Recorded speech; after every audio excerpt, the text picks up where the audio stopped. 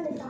Today I am here to present my views on how ancient water conservation practices are brought back to meet the modern challenges such as climate change, water pollution, and rapid urbanization. Excavation shows that ancient people had in-depth knowledge about the pattern of rainfall, soil quality, and hydraulic structures. They had developed various techniques to save and store rainwater, river water, flood water, groundwater. Some of the great evidence of deep-rooted signs of ancient India are the cities of Indus Valley civilization, Jhalar, Baghi, and Tankas. India receives about 4,000 billion cubic meters of rainfall every year. Unfortunately, we are unable to even conserve 1/10 of it. Many ancient water conservation methods have been given a new life as a means to combat the effects of climate change, such as Chennai's City of 1,000 Tons project to repair existing tanks, Maharashtra's all-world Gayatri Parivar project to bring back life through Puratan Kundas, Rajasthan's 30-year project to build urban dams. At last, Ladakh's man-made glaciers. These methods are economical, sustainable, simple, and eco-friendly.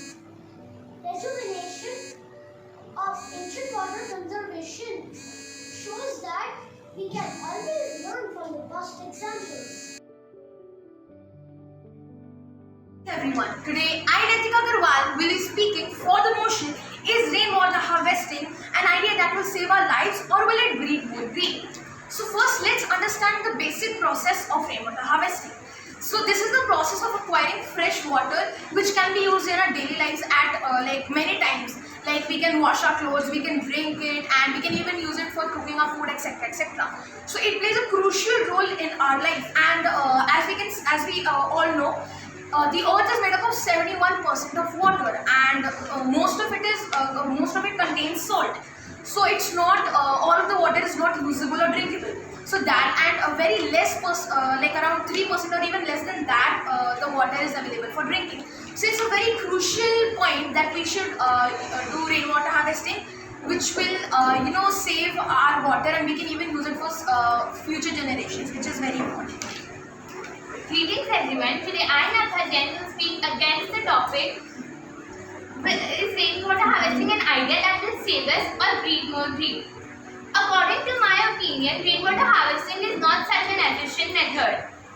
In rainwater harvesting, regular maintenance and some technical skills for installations are required. Along with this, in rainwater harvesting, some methods of collection is required, such as water collection tanks, underground tanks, reservoirs, trenches, etc. All of this makes rainwater harvesting a very costly option, and only some people who generally have other sources of water can afford this. In this way, the poor people who have a shortage of water still are deprived of it, and the ones who already have sources of water get another source to enjoy. Along with this, rainwater harvesting has other disadvantages too. Like, if not installed properly, it can attract mosquitoes and other waterborne diseases. Along with this, it also has very limited storage. So in conclusion, I would like to say that rainwater harvesting is not an economical choice, so all of us cannot afford it, and therefore it will not be able to give a solution of the water shortage problem. Thank you. Everyone, today I, Khyatya, class 8 9, I am going to speak for the motion on the topic, is rainwater harvesting actually a good idea or will breed more greed? Rainwater harvesting is a sustainable water management practice that can be implemented by anyone on many different levels, from a simple rain barrel to a comprehensive rainwater harvesting system. The harvesting is the collection and storage of rain rather than allowing it to run out. But the question that arises here is that, is rainwater harvesting truly beneficial? Good morning. Today I, Parisha Singh of class 8 I am going to speak against the motion on the topic, is rainwater harvesting a good idea or will it breed more greed? biggest problem that hops in when we think about rainwater harvesting is its high cost. Depending upon the system's size and technology, a rainwater harvester system may cost a range between rupees 60,000 to more than rupees 1,50,000, and benefits just cannot be derived from it until it's ready. Moving further, when we collect water from the roofs, then chemicals, insects, dirt may also be collected along. In the end, let me say this: don't forget to save the rain. Let's prevent tomorrow's pain. Of plastic, and today I speak for the motion on the topic. The Union government should substantially increase its protection of water resources in India. India has home to 80% of the world's population, but has only 4% of water resources. Groundwater is the most important source of water in the country, fulfilling more than 60% of the demands. In 2019, Niti Aayog reported that 21 metros have exhausted their groundwater. To support my stance, I would like to give 3 constructive arguments. First argument being, water is state subject in India, which means that the central government cannot directly manage water resources. Various disputes are going on for many years among states for sharing of river water. Further, the country faces an uneven distribution of rainfall, while most of the agriculture depend on it. To balance this, the government is pushing interlinking of rivers, which can give water security, but needs support from governments. Second argument, the government is struggling to curb pollution of rivers and has spent crores in the projects, such as the Manvi campaign. Prime Minister Narendra Modi has launched Jal Jeevan Mission in 2019 that aims to connect every rural household by 2024. My third argument, in 2021, the Union government launched a nationwide campaign, Jal Shakti Abhiyan Catch the Rain, focused on rainwater harvesting and recharging of waterfalls. To conclude, I would like to say Arthur and I will be going for the motion. Water fees present a dichotomy to water conservation. Water conservation fee, or WCF, is an amount to be paid by groundwater users based on the quantum of groundwater extracted. Levying a WCF is therefore considered a silver bullet, which would discourage the setting up of new industries in overexploited and critical zones. My first argument is that water fees overlook the legal provision for groundwater extraction under the guise of WCF, thereby promoting the idea of pay more and extract more. The proposed rates are not very progressive. For example, in India, for mining and infrastructure, one requires payment of only ₹1 or ₹3 per cubic meter per day. This defeats the purpose of reducing water consumption, which is essential to its conservation. My second argument is that the extraction of groundwater will be permitted given a no objection certificate or NOC is obtained. The grounds for allowing such a request are not very stringent. My third argument looks at how no extraction fees at safe and semi-critical zones may create possibilities for water-intensive industries to be set up, thus bringing the projects in these areas to a position where even gradually the safe zones might reach overexploited zones. Taking into consideration these points, this House firmly believes that water fees present a dichotomy or are in complete disagreement. Greetings, I am Aisg and I am speaking against the motion that sports drinks are better for athletes than water. If you relish a quick outdoor workout, you simply can't escape the scorching temperatures and humidity, and all the summer sweating leaves you thirsty and dehydrated. You might even be addicted to those sweet sports drinks.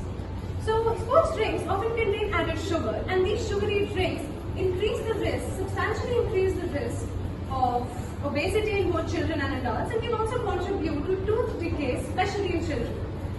Sports drinks are also high in sodium content, and so the sodium content could increase the risk of high blood pressure and anxiety over time. Furthermore, the carbohydrate content in a sports drink is between 6 to 8%, and the higher carbohydrate content makes the absorption rate relatively slow, and so these sports drinks are not suitable for instant hydration. Now, the main goal of intake of H2O is to prevent dehydration and to not drink more than you're sweating out. Water encourages your body to move waste products out from your joints and muscles. It reduces your recovery time, reduces pain, and also increases flexibility. Water is also responsible for protecting and hydrating our joints by keeping the ligaments and tendons moisturized. coconut water can be a suitable alternative if one is looking for a better taste alternative. To conclude, I'd like to say that water is a healthier choice because sports drinks. Good morning, ladies and gentlemen, and respected sir. Today, I will discuss about a somewhat common topic, but something we just do not pay enough attention to: water conservation. Now, I'm pretty sure all of us have been studying about water conservation, know what it is, know why rainwater harvesting is important, and why we can't do it. But there are some certain aspects of this which I don't think any of us have ever thought of before. I'd like to start by Coca-Cola. We all do love Coca-Cola, and I'm pretty sure none of us have ever gone to a shop where we have found Coca-Cola out of stock.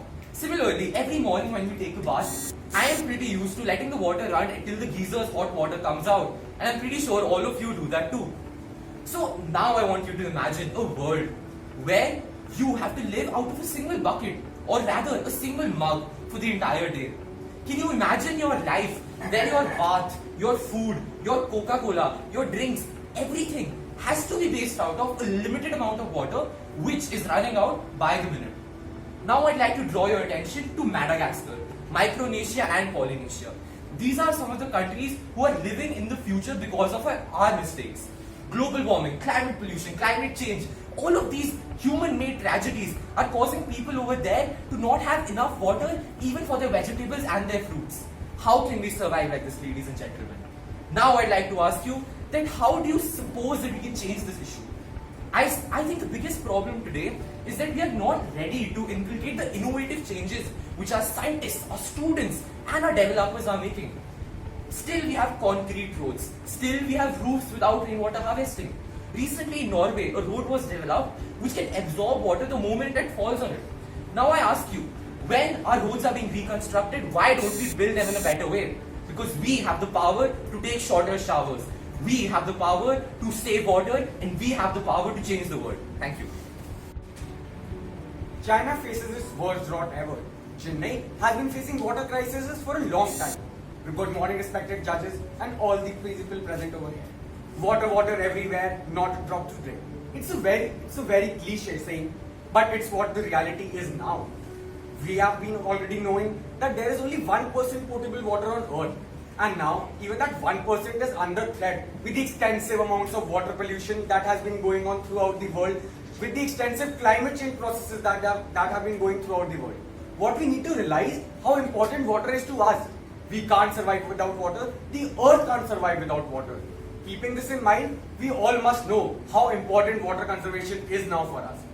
But we are also lucky that with the technological advancements that we have these days, we can find a suitable solution for water conservation. But yes, we need to be adaptive to the new solutions and try to emphasize and utilize them in our lives, keeping in mind that there have been several solutions like rainwater harvesting that have been increasingly being used by even small homes and small houses. Other certain changes related to water conservation also help in the same.